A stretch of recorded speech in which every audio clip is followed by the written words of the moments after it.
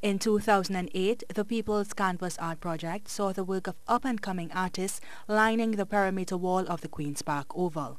2 years later, 19 of the 40 paintings were slashed. Now, 7 years later, the vandals have struck again. Last week, Monday, on the Nelson Mandela side, we had about 10 of the paintings that were slashed.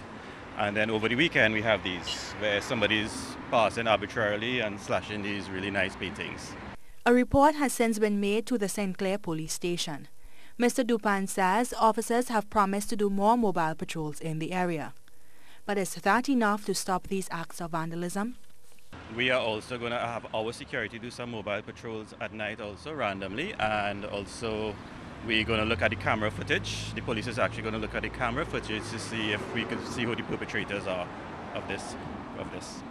I mean, it's probably just 1 or 2 people doing this, but I think the majority of the people of the country enjoy these paintings. This is one of the biggest displays of paintings we have probably in the country that for public display.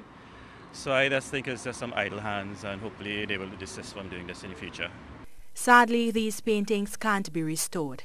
And Mr. Doopan says the Oval administrators are now left at the mercy of sponsors to have them replaced.